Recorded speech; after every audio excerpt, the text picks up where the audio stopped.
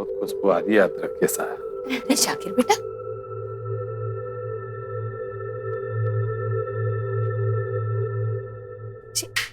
अरे आओ। नमस्ते भाभो। नमस्ते बाबा साहब। नमस्ते जाकिर जी, ये सामान। माफ कीजिएगा, आप भले ही बेशर्म समझे मुझे, जो मैं इस तरह ऐसे आपके यहाँ रहने आ गया हूँ कुछ दिन के लिए। दरअसल जो सरकारी मकान मुझे मिला था, उसमें पहले से ही वो पुलिस ऑफिसर का परिवार रुका हुआ है, जिसके ट्रांसफर में मैं यहाँ आया हूँ। उन लोगों ने मुझसे रिक्वेस्ट किया कि 10 दिन के बाद वो लोग वहां से चले जाएंगे, बस तब तक कहीं एडजस्ट कर लूं मैं। तो मैंने सोचा मैं अकेला आदमी हूं, मैं कहीं भी एडजस्ट कर सकता हूं। तो मैंने सोचा मैं कोई किराए का मकान ले लेता हूं, लेकिन कोई ढंग का मिला ही नहीं। बहुत सोचा तो बस एक ही ख्याल आया, इस घर का। तो बस अपना बैग वैग उठाकर यहाँ चला आया मैं। आपका बहुत बहुत धन्यवाद कि आपने ना इस घर में अपना समझा। आप तो अपने हो, आपको न्योता देने की जरूरत है क्या? ये आपको घर है। आपने जब तक आपको घर ना मिले ना, जब तक आप अठे रह सको हो। संध्या बिन्नी ने अगर मारे को पहले से बता दिया होता ना, तो मैं आपका कमरा भी तैयार कर रख देती, पर मारे को तो पता ही न था, इसलिए। अरे भाभो, संध्या को भी पता नहीं है, वो खुद चौंकने वाली मुझे देखकर। अच्छा। एमली, बाकी सब बातें बाद में, बस तुम्हारे हाथ की अदरक की चाय पिला दो, सारी थकान दूर हो जाएगी। जी बिल्कुल, अभी लेकर आई। हाँ हाँ, क्यों नहीं, आप आइए ना, बैठिए। आजा आजा जाकिर जी। बताओ, पार्लर पे ध्यान नहीं है और जाकर को चाय पिलाएगी। आराम से बैठो। अरे हाय। हाय छवि, कैसी हो? मैं अच्छी हूँ, आप कैसे हैं? ठीक हो? लगता है किसी ने तुम्हें बताया नहीं है। तुम ठीक तो बिल्कुल नहीं हो। ये तुम्हारे सर पर सफेद बाल दिख रहा है मुझे। सफेद बाल?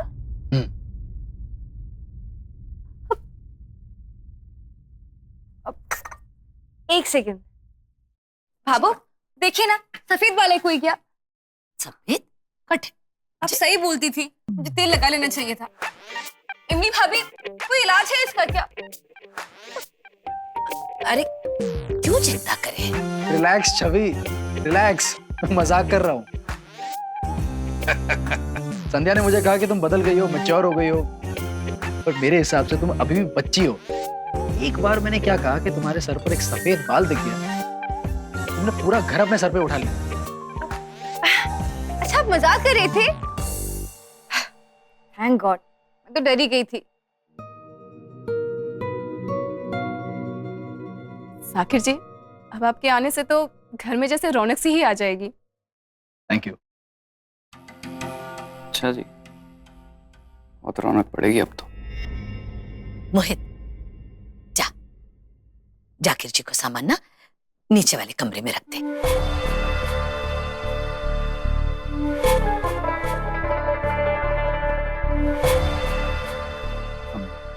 बाबू, आपने अभी अभी कहा था ना कि मैं अपना हूं। बताइए किस रूम में जाना है मुझे, मैं अपना बैग ले जाऊंगा। साकिर जी, चलिए मैं आपको आपका कमरा दिखा देती हूँ।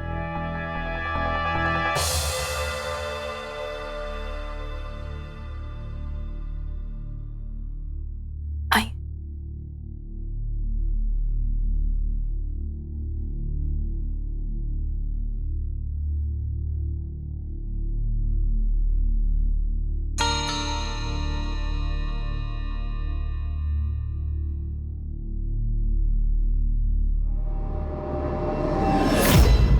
पार्लर के लिए लेट हो रहा था, लेकिन फिर भी जाकिर के लिए चाय बनाई, कमरा दिखाया उसे, और फिर संध्या भाभी का दोस्त, हमारा नहीं। कोई जरूरत नहीं है उसके पीछे टाइम खराब करने की।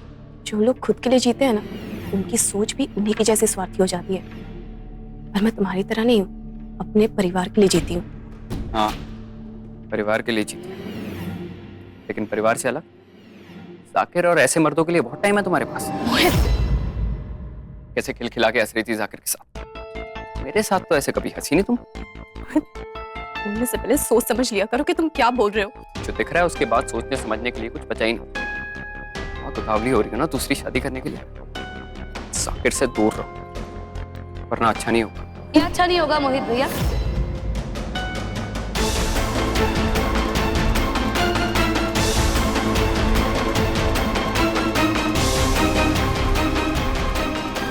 अमली, क्या कह रहे थे मोहित भैया तुम?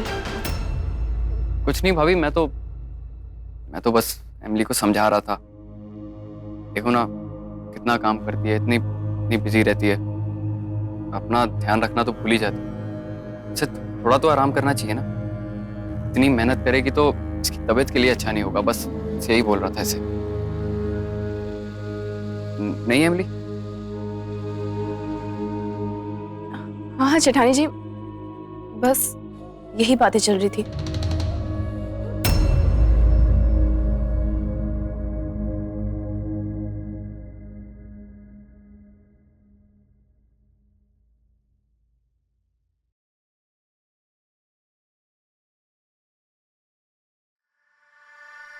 आज मैंने जेठानी जी से तुम्हारी सच्चाई इसलिए नहीं छुपाई कि मैं तुम्हें बचाना चाहती थी, बल्कि इसलिए क्योंकि अगर ये बात परी को पता चलती तो आज वो जितनी नफरत तुमसे करती है ना, उससे कई गुना ज्यादा नफरत करती। और उसकी नजर में जो गिरते सो अलग। भगवान के लिए अपनी इस घटिया सोच पर लगाम लगाओ।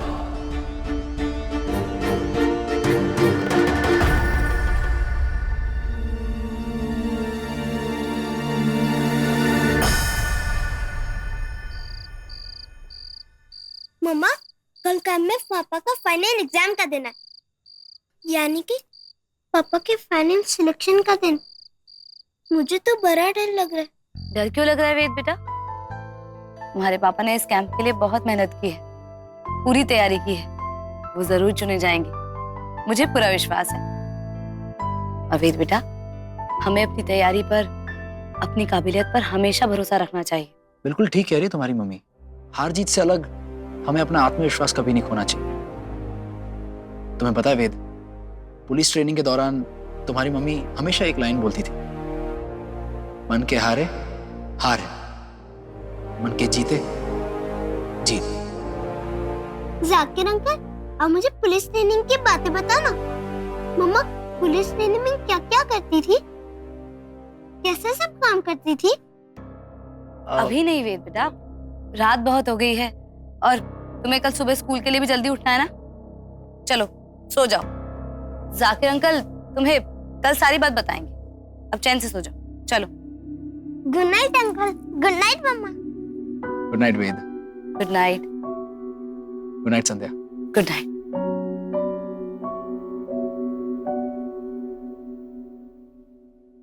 मुझे एक बहुत ही बड़े मिशन के लिए एक ऐसे ऑफिसर की जरूरत है जिसमें ना सिर्फ तेज दिमाग और हौसला हो, पर अपने देश के लिए कुछ भी कर जाने का जज्बा भी हो। और इस सारे मापदंड पर सिर्फ एक ही नाम खरा उतरता है, संध्या राठी का। एक किडनी के सहारे में शारीरिक रूप से इस मिशन के लायक नहीं है। पुलिस ट्रेनिंग के दौरान तुम्हारी मम्मी हमेशा एक लाइन बोलती थी, मन के हारे हार है, मन के जीते जीत।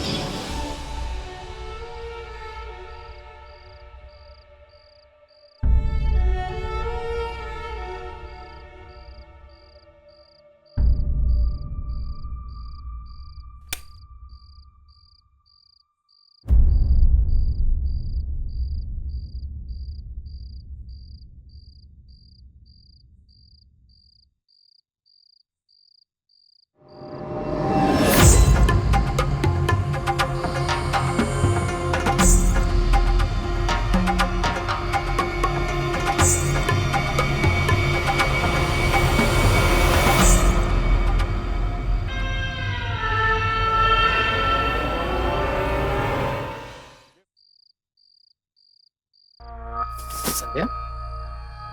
जाकिर, वो चंदर बाहर खड़ा है। चंदर इतनी रात गए? आओ देखते हैं। कहाँ है वो? चंदर, समझ नहीं रहा, पछताएगा। वैसे भी इतनी रात गए तो यहाँ पर कर क्या रहा है? इस बार तुझे जो जेल में डाला ना, तो कोई जमानत नहीं करवा पाएगा तेरी। फिर सड़ना सारी जिंदगी वहीं पर।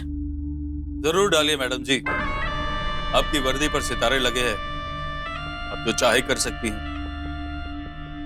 मगर एक जिम्मेदार नागरिक होने के नाते पहले मुझे इतना तो बता दीजिए कि मैंने ऐसा कौन सा संगीन अपराध किया है। हनुमान गली में खड़ा हूं, कोई आपके प्लॉट पर तो नहीं खड़ा। कानून मत सिखा तुम, समझा? वैसे भी धारा 354T के तहत किसी औरत को ऐसे देखना भी अपराध। करो अंदर। मैं किसी औरत को नहीं देख रहा हूं सर जी। अच्छा, मैं तो बस अपनी ड्यूटी बजा रहा हूं। ये प्रताप जी की दुकान है, आज से ही उन्होंने मुझे ड्यूटी पर रखा है। नंबर नोट कीजिए। संध्या, ये कुछ नहीं कर पाएगा। वैसे भी यहाँ पर पुलिस प्रोटेक्शन तो है ही। कुछ भी करेगा ना, सीधा अंदर जाएगा। रहने दो इसे यहाँ। चलो, come on. Good night madam ji. अच्छा लगा ये जानकर कि मेरी इतनी अहमियत है।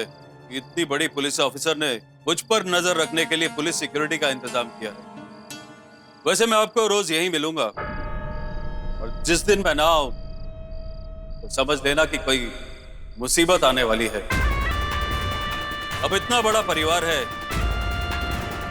सतर्क रहिएगा।